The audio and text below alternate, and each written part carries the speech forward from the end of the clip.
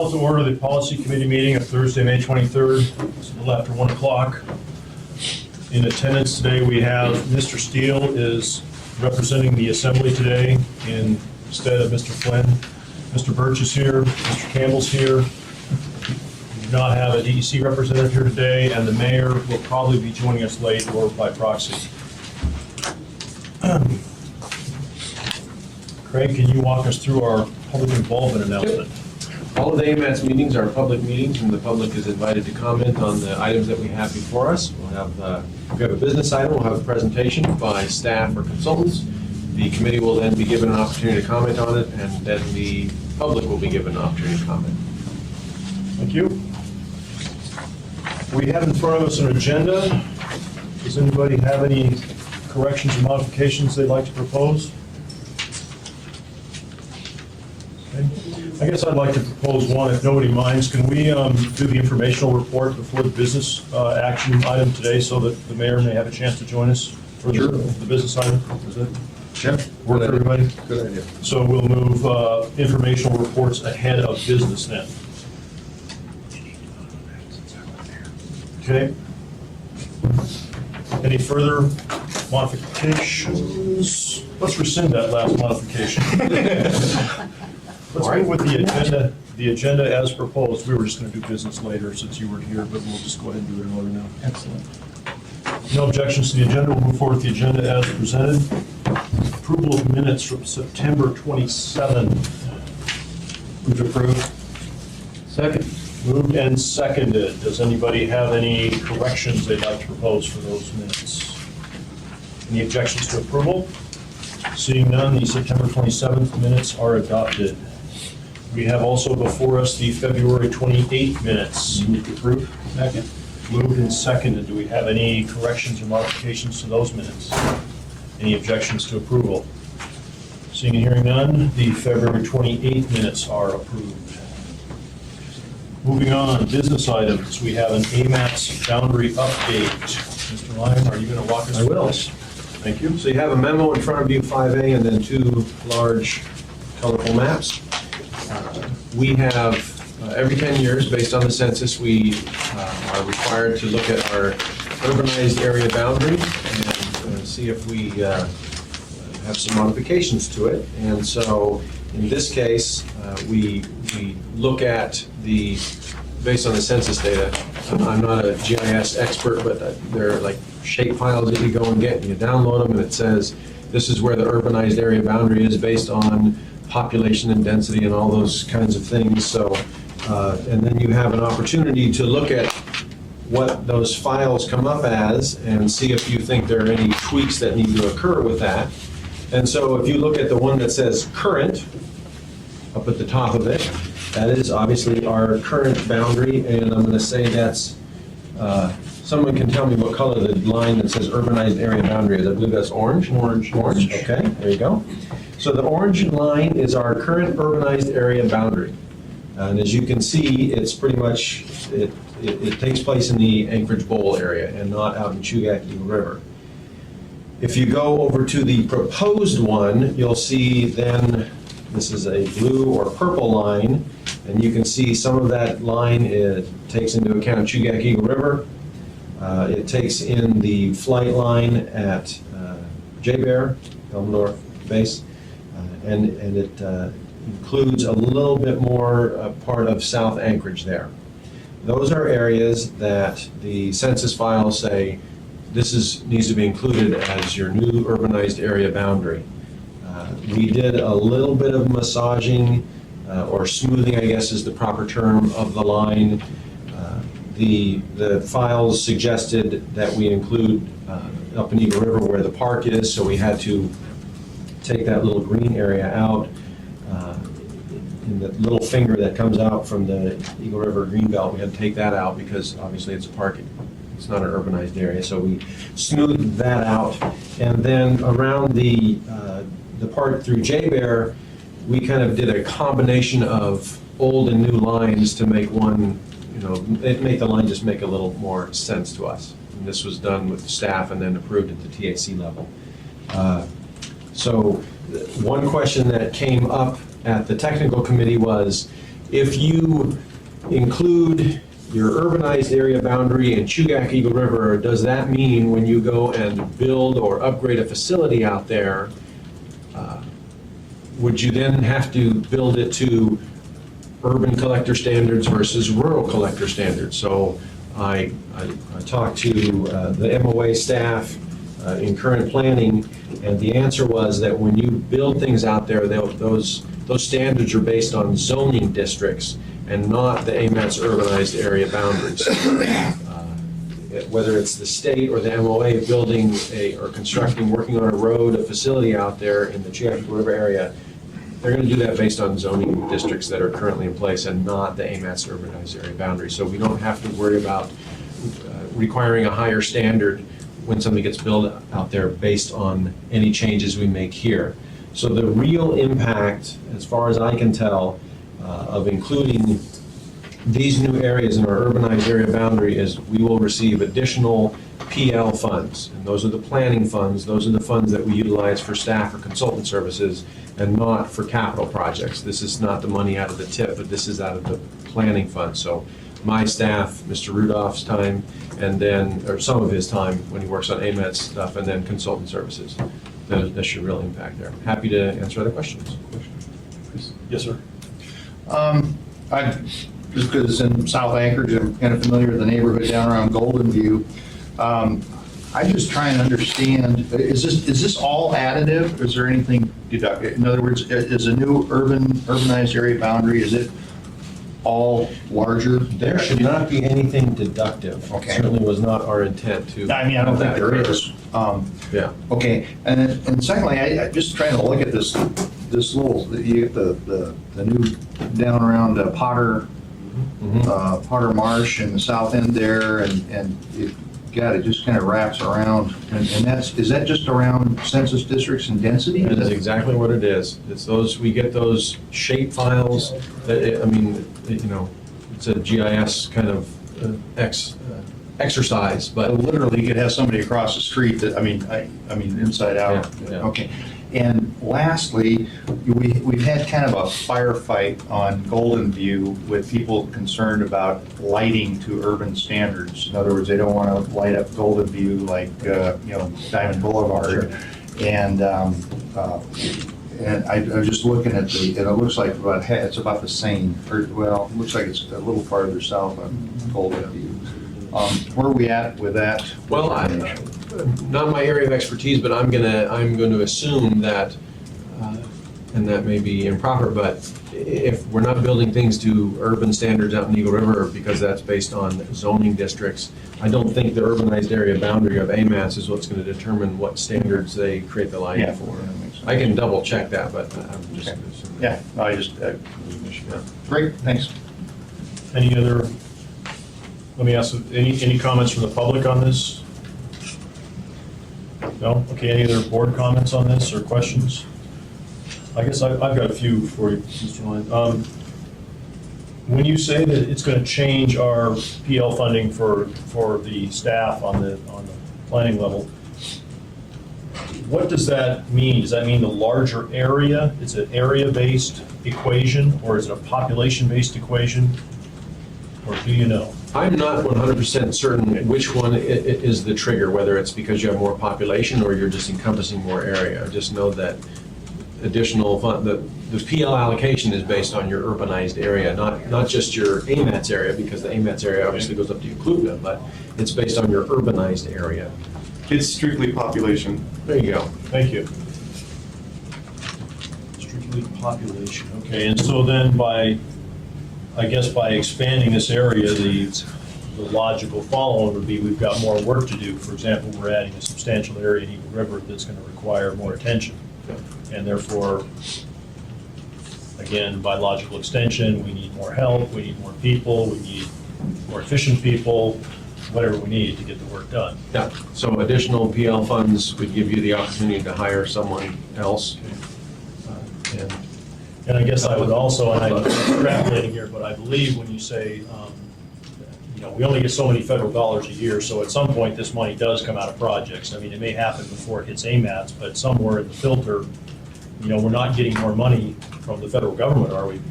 Well, what is occurring is Yeah. that there's two things have occurred. So with map 21, we'll probably get some additional Different funds there. equation in map 21. With the check. increase in the urbanized area boundary, so if you have a statewide pot of planning funds, because we've increased our urbanized area, so you have your statewide pot, and then you say, this goes to AMATS, this goes to FMATS. Increasing our urbanized area boundary will say, more of that entire pot will go to AMATS, and likelihood is less will go to statewide opportunities. It's Okay, possible that may take a chunk out of FMATS, but I'm not certain. all right, thank you. Mr. Birch? I guess, and again, in South Anchorage, we look at, I see you've got Eagle River is now proposed. Currently, it's not in the existing urbanized area boundary. In the new proposal, it is, but it's non-contiguous. So I guess it kind of begs the question of, do you have sufficient density in Girdwood where you've got, I always thought it was a kind of a contiguous thing. Girdwood's And outside here's, pardon me? Girdwood is outside of the AMATS service area. Well, the key thing to keep in mind is you have two different boundaries that we look at. We have the AMATS area boundary, Right. which is basically from Potter Marsh up to Eklutna. Irrespective of It whether includes it's a the municipality. entire municipality except for the parts of the Turnagain Arm area. So that's the AMATS area Right. boundary. That's the area that we plan for, that's the area that we can utilize our funds on. And then you have the urbanized area boundary, and that's what we're talking about Urbanized increasing within there. the- I got you. Okay. So, I mean, you can see that we have other boundaries in there. We have our CO Yeah. limited No, I- maintenance, that's we have fine. our PM10, but those are the, Just don't want anybody in Girdwood feeling like they're left out. Well, that does make a question. Mr. Chairman, may the alternate ask a question? Please. I have to leave it. Since I am. Mr. Mayor, so he's Mr. Steele's the guy. Not that we necessarily want to, but if we did, what would be the process for including the Turnagain Arm communities within the AMATS boundary area boundary? Would that, well, let me start by saying this. The urbanized area, I'm not talking about urban. okay, but let me just start and see, we'll go from there. So the urbanized area is something that we get the census tracts and it says, here it is. We have the opportunity to smooth those. We took out that little park in there, we did some little tweaks here and there. And as long as you have a good justification, then you can argue that to FHWA and FTA and they go, okay, sounds good. They set the AMATS area. It's based on what the density is. Not the density, but this is, there's several factors that go into that. So what you have with your AMATS area is it's supposed to be contiguous. And so, there's nothing as you go down until you get to Girdwood, and there may be some parts there that are dense enough. Yeah, you can earn the Indian bird. Well, but yeah, 15, 20, 30, 40, 50 So, people there. I guess I would- Certainly not enough density. So I asked the question, is there a way, if we wanted to, is there a way we could petition FHWA to look at that, or is it strictly their interpretation, they tell us what the boundary is? Art, do you have any more detail? No, you can adjust the AMATS boundary. It would take a signature from the governor and the mayor and approval by FHWA and FTA. But you do have some room. You have to make the case that that's urban and deserves to be part of the metropolitan planning area. They I'm not sure we really obviously, want to, but in Fairbanks, as Mr. Birch would know, FMATS includes North Pole, which is, far removed from pretty far up the road, but I'm not sure how they justified that, but they did, and it passed muster, so. oh, next time you're before the board of supervisors, if they ask the question, you know the answer. I don't think they want to be. I don't think they do. Do we have any more questions or comments on this issue? Okay, Do you need a motion on this at all? Yes, Mr. please. Chairman? The boundary update, so I move to approve, adopt the boundary. Second. moved and seconded. Any further discussion or comment? Any objections to adopting this boundary as shown? No objections? Excuse me? What we were talking about. That counted? Like 5 minutes ago. Wow, it was stone silence out there. I believe it's been adopted unanimously by those present. Thank you. Informational reports. We're going to get a non-motorized transportation status update. Thank you very much. Mr. Steele, I'm Lori Skanke. I'm the non-motorized transportation coordinator, so welcome. Just wanted to fill you in a little bit on things that have been happening. We have been working with the DOT project manager and our consultant to work out the $2.3 million that was allotted to stripe bike lanes. We've got a method to do it, and we're working on things. We're basically going to have one of our consultants manage the project. We'll have to put out an RFP, and we also met with the pedestrian and bicycle committee, I think it was last week, and briefed them on things. And what we're going to do is, as soon as we have authority to proceed, I guess it has to go to Federal Highways for permission. And this is once the MOU is signed, and I'm hoping, Mr. Campbell, you see that soon, because it got taken over to your office, that we will start going around and we're going to make kind of an A and B list, like A, what's easy, B, what's a little harder. And then we're going to coordinate with the Pedestrian Bicycle Committee in July and see how we match up and sort of get marching orders, and then we'll have the whole public process as well. So that's been going really well. We also, this last week, we got word from the League of American Bicyclists that we are now silver status as far as bicycle-friendly community. Before we were bronze, so that took a lot of work. Ms. Shalapia helped me with the application, and we had a lot of input from APD and traffic and planning and other places. So that's huge. And I did leave out a few lists of all the other 477 communities that are recognized, and we're, as silver, we're on the same level as Seattle, which is not to say, we're smaller, we still need to do things, but we're working hard, and so that really shows. The other thing that I handed out was our tally for Bike to Work Day. Every year, I have volunteers that go out, and there's probably about, I think I have 25 people this year, and they count from 6:30 to 9 a.m.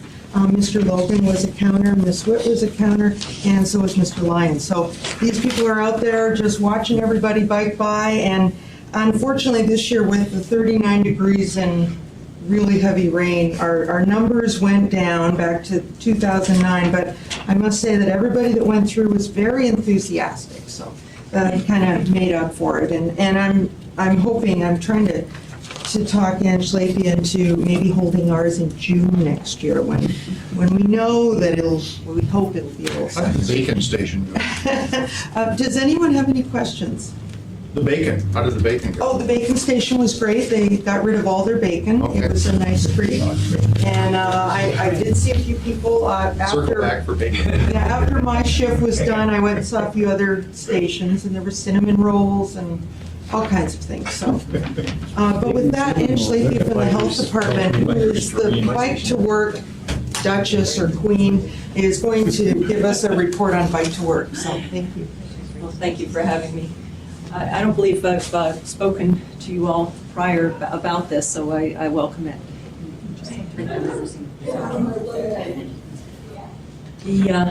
My apologies to the staff at TAC. This is largely similar to the presentation given there. So Bike to Work is an event that was initiated by the League of American Bicyclists back in 1956.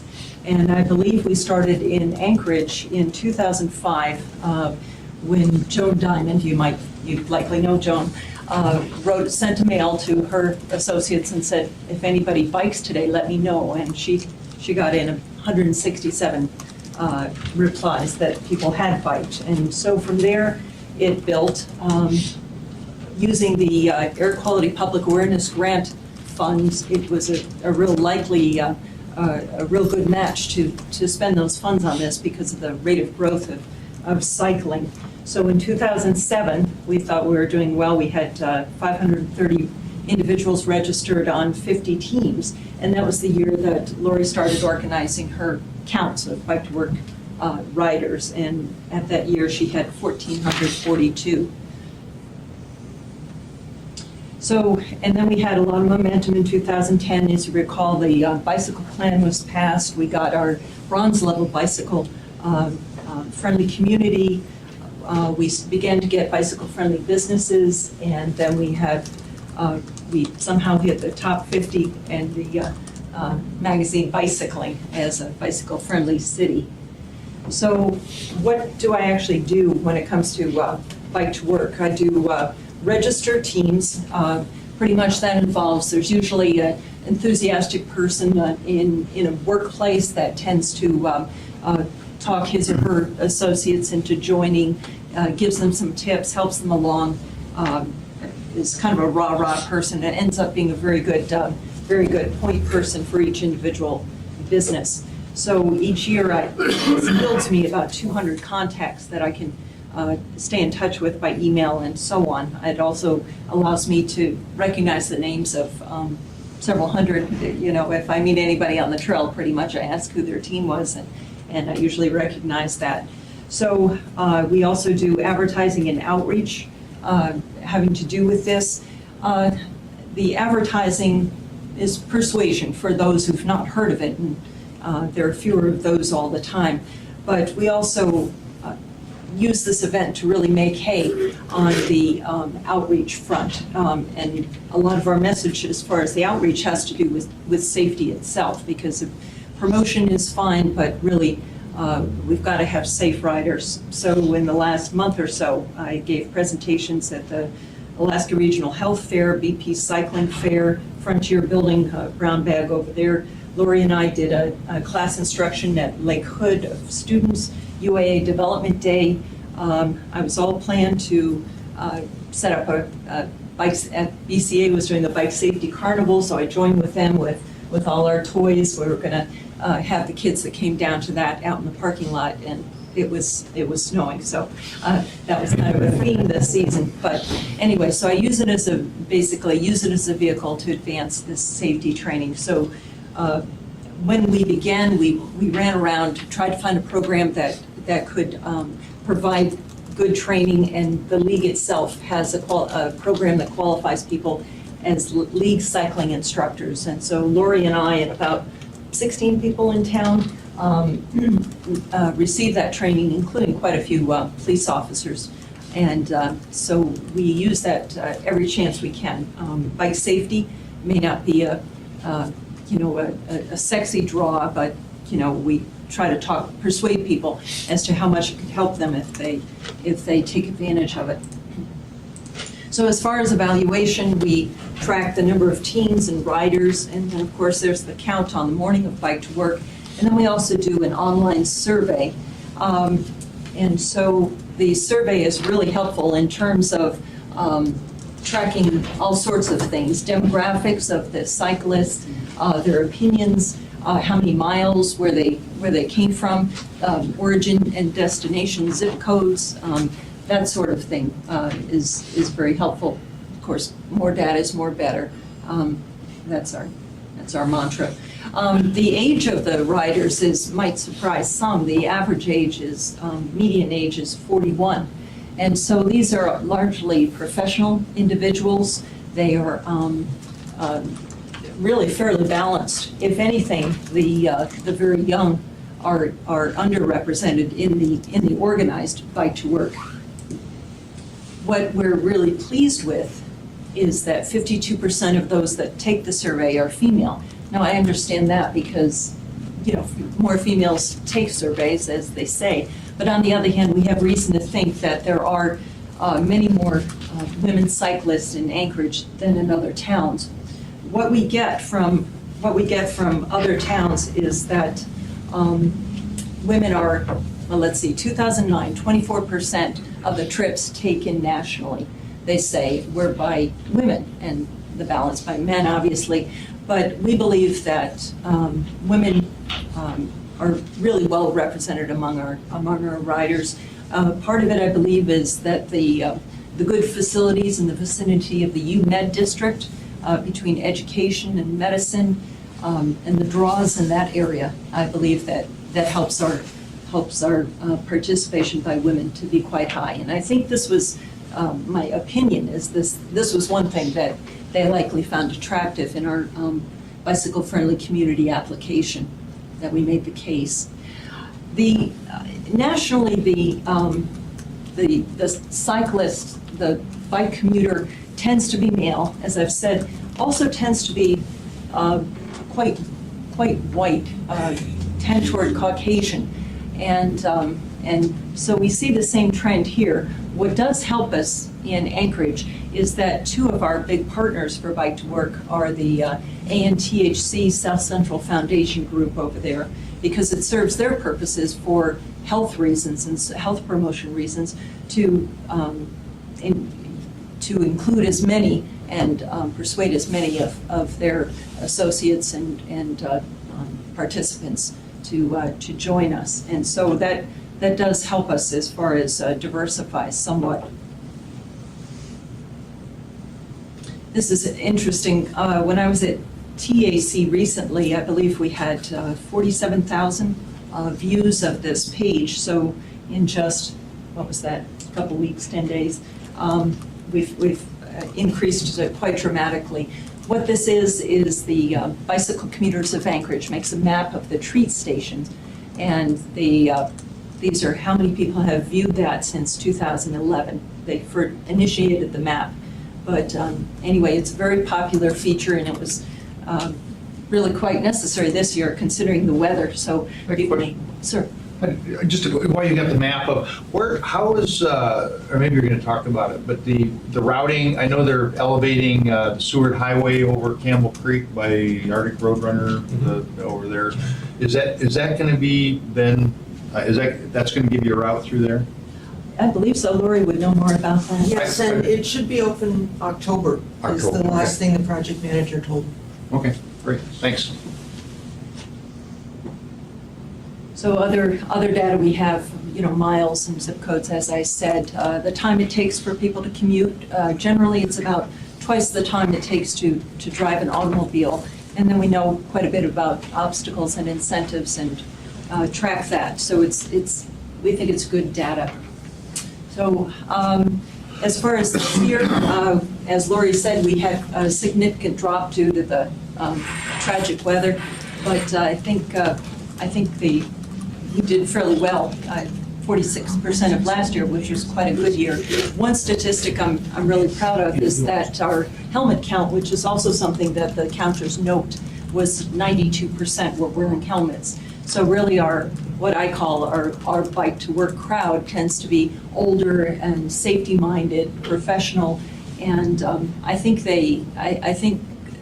they're good to have in town. I think it makes it more acceptable to be wearing neon and helmets and so on. And I think these are the people that tend to dress like that.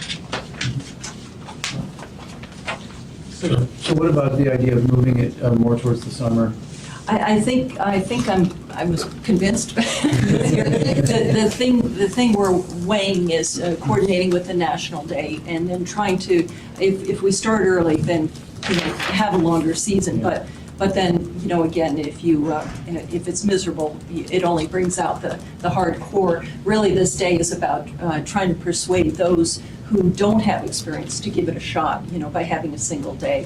Because the single day, obviously, isn't going to make or break any of our transportation goals here. It's to have someone, use the opportunity to give it a shot and see what it takes. And then if it works for them, they'll repeat it. But So the better the experience, the more likelihood of repeat. So June is a fine month.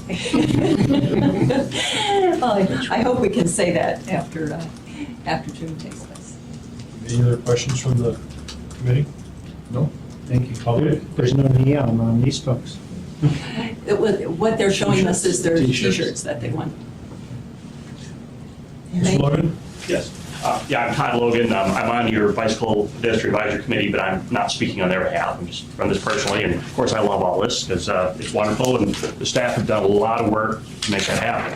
Just a quick comment on the bicycle-friendly community designation we have to silver. And I certainly congratulate the staff. I congratulate this group here because in part, your recent allocations for bike and ped stuff, I think clearly played into that elevation from bronze to silver. The one thing that I'd like to suggest, and maybe this is more towards the mayor and the assembly members, is that we need to wear this on our sleeve a little bit. This town does, this bicycle-friendly community silver level. I know coming in Anchorage, I know for sure coming the Seward way, I believe there's a big welcome to Anchorage sign. There's room for a couple banners. I think there's one that says top 50 cities or whatever that one is. The idea of adding bicycle-friendly community to those entrance signs would be something pretty neat to do as one way to acknowledge and remind people that this is a pretty neat place. So just something to consider, and this is all good stuff, and I hope we can build on this from here. Thank you. If I may add Oh, yeah, go ahead. a quick comment, I believe, 477 cities have some level of award. On the other hand, the others are fighting tooth and nail to get to that point. There are many honorable mentions and handshakes and so on. So as an index of livability, I think cities recognize that this is a good thing, this award. Thank you. Thank you. Lori, did you have a comment? I also wanted to add, I've been in touch with Scott Thomas already because I'm wanting to put signs up this time, but I haven't quite deciphered how to do it yet, but I'm working on that. And Ann and I are planning a party on Wednesday to celebrate this silver designation. It's called the Silver City Celebration, and it'll be Wednesday, the 29th at 5:30 at Cuddy Family Park. We're asking people to bring their bikes. We'll have speakers. Mr. Mayor is coming and will speak, and we have a couple of others. We'll have cake, and we're going to get a big photo. So I hope everyone can come. We might have some snail races around the rink, and there you go. Thank you very much. Okay, thank you both. Great job. Do we have any other informational reports today, Mr. Lyon? Just to remind folks that our tip criteria, our ranking and scoring criteria are still out for public comment. They're available on our homepage, but I think it goes through the 31st, May 31st, but it might be May 30th, whatever that Friday is, I believe. So, folks want to look at the criteria and make comments. They're still up for a little bit more. At our June meeting, they should be up for approval at that meeting. At the policy committee? Recommendation at the TAC and then approval from the Okay. policy committee. So they'll have those before you to approve, so we can send out nominations, send out requests for nominations and start the process. Great, thank you. Anything else? The section known as committee comments, always a potential landmine to step on. Mr. Steele, any comments? I don't have any at the moment, but when I get to know what I'm doing, I might have some. Okay, don't let that stand in your way. You got something to say. None of us do. That's good. Mr. Birch, any comments? I just wanted to thank you for the presentation. That was great. I think I've only done the Bike to Work event a couple of times, and usually I ended up getting a ride on the flip side, back up the hill. So, but anyway, good program, good briefing. And I do think the weather would have a, and waking up and seeing snow flying around is never conducive to jumping on the bicycle. Good. Thank you. Thank you. Mr. Mayor, any comments? Well, his colleague Jennifer Johnson does ride back up the hill on her bicycle, so. She's a much younger woman.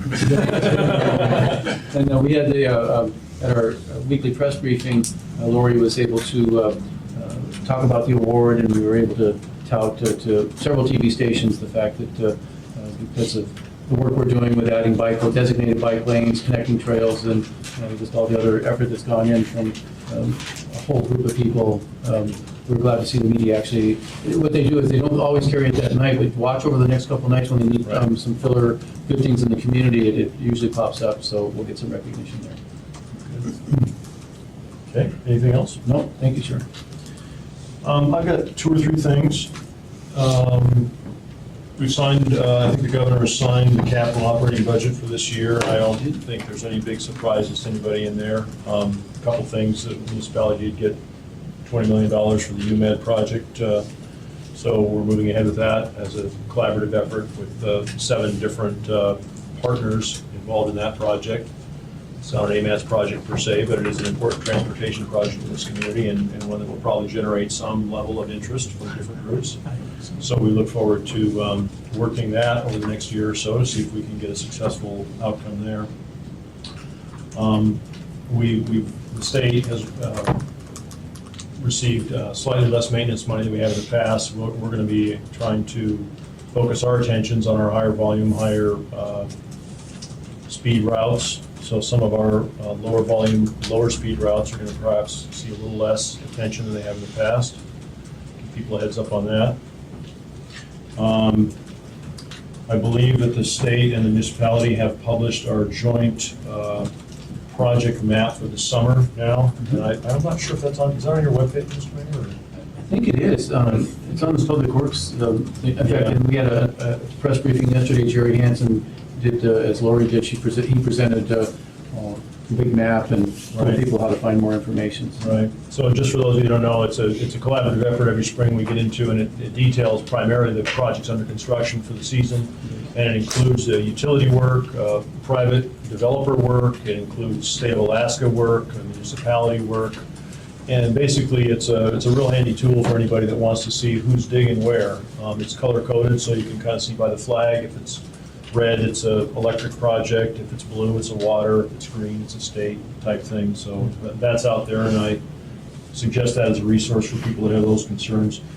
Continuing on that line, we do have a lot of projects this summer. The state of Alaska uses Navigator as our primary communication tool. So again, we've got a web page for that. If you're interested, go to that. It'll give you our up-to-date information on construction activities.